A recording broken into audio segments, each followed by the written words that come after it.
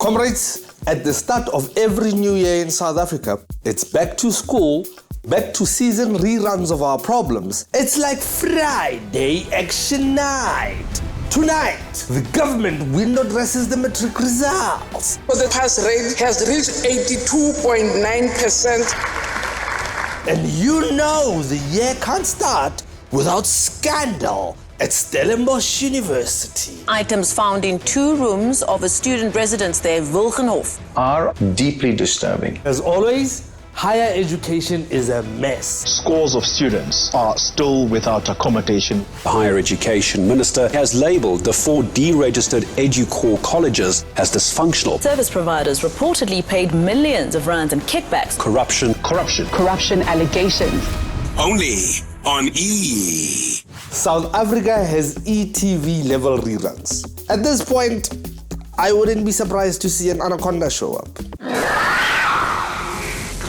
It's been almost 10 years since the FeesMustFall student protests rocked campuses across South Africa. Has anything actually improved? We haven't eaten for like days. If anything happens to one of these students, this establishment is going to be bent down. I think we are at an important precipice. It's just business as usual until the whole thing implodes. Let's get away.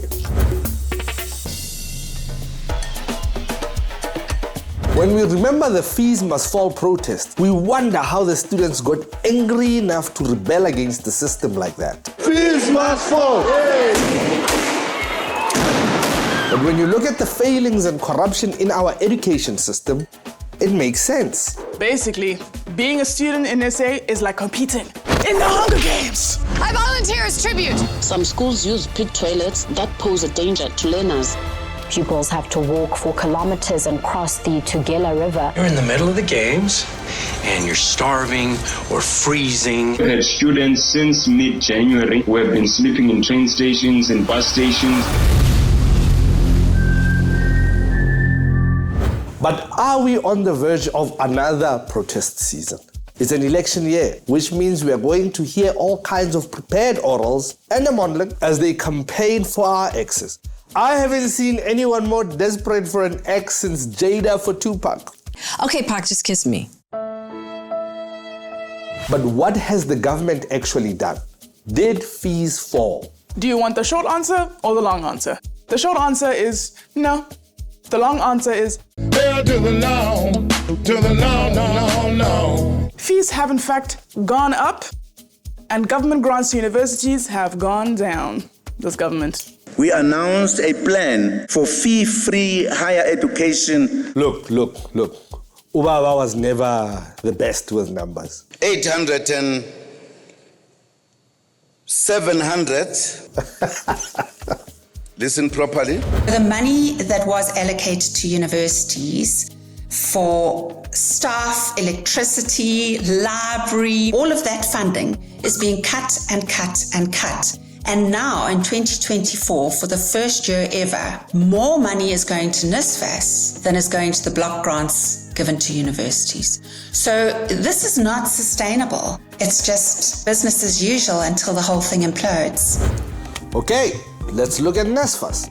The National Student Financial Aid Scheme. Yeah, what she said. NSFAS is supposed to fund students from lower income households who have made it into higher education. Let's call the student, I don't know, Tinswalo. But where is Tinswalo's money? Thousands of desperate students are asking that question. Reports are that a number of students are stranded because the National Student Financial Aid Scheme has not paid their bursaries. My fees need to be paid. I can't even go home at this stage. My parents at home think that I'm lying. NSFAS changed the way they pay their students their allowances. And the tender for this was given to 4 companies who paid millions of rands in bribes to Higher Education Minister Bladen Zamande and NSFAS board chair Ernest Khoza, allegedly. They paid R1 million to the South African Communist Party, for example. They were talking about a war chest that was established by Mr. Khoza for himself and the Minister of 6 million rand. Corruption! But they'll tell you things are going great at NSFAS. NSFAS truly represents one of the most progressive and successful efforts by the government. A few moments later, Higher Education Minister Dr. Bladen Zamande has dissolved the NSFAS board and has placed the Student Financial Aid Scheme under administration. The students who are on NSFAS would not enter university if it were not for this system. So the obvious issue, which has been in the media a lot, is the corruption that's happened. Students don't get paid in time. And the Tshwane University of Technology SRC President Mokgadi Masike says his peers across all institutions of higher learning haven't received their NSFAS allowances for the month of April. We don't have a Minister of Higher Education in South Africa because the Minister of Higher Education is implicated in corruption. The poorest of the poor have been given this incredible opportunity in terms of what NSFAS offers you to then find that once again it's lining the wallets of the wealthy. Of course, the president is going to double down on everything is hunky-dory. Even for Tinswalo. Through the assistance of the National Student Financial Aid Scheme, Tinswalo attended one of our TVET colleges and obtained a qualification. Spoiler alert, he's hypothetical. Cyril couldn't even find a real person to use as an example. I'm a real boy! But seriously, things are a mess. The Auditor General gave NSFAS an F on their financial report card. Somebody didn't show they're working. When they finally do pay, they put it all into one student's bank account. She was mistakenly paid 14 million rand instead of the 1,400 due to her. But surely NSFAS is not the only problem here. No, it's not. There's hella corruption in education.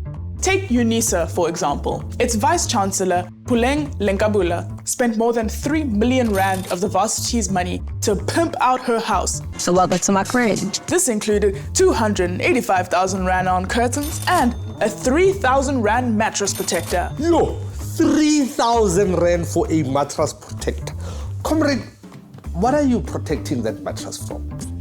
Brother, A report found that University of Johannesburg's previous VC, Prof. Iran Rensburg, was paid 12.8 million rand, which UJ, quote, failed to properly account for. The same report found that on average, VCs in South Africa earned more than those in the UK, Canada, and New Zealand. All while students are not eating.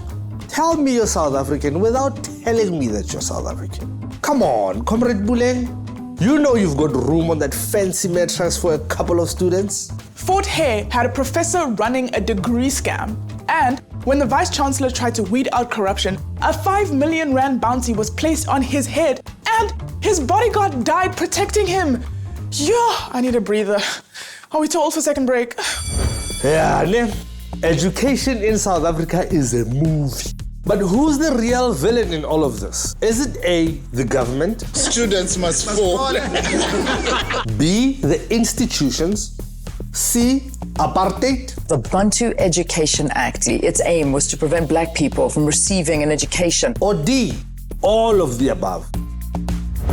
Regardless, don't blame the students. I think turning around our education system right from grade R through to the doctorate and alongside it our knowledge creation systems, I think that is got to be fundamental to the future of this country. And I don't think that's lost. I think that's very possible. We need leaders who are going to give us strategic plans and optimism, who can actually make us feel that we can do this.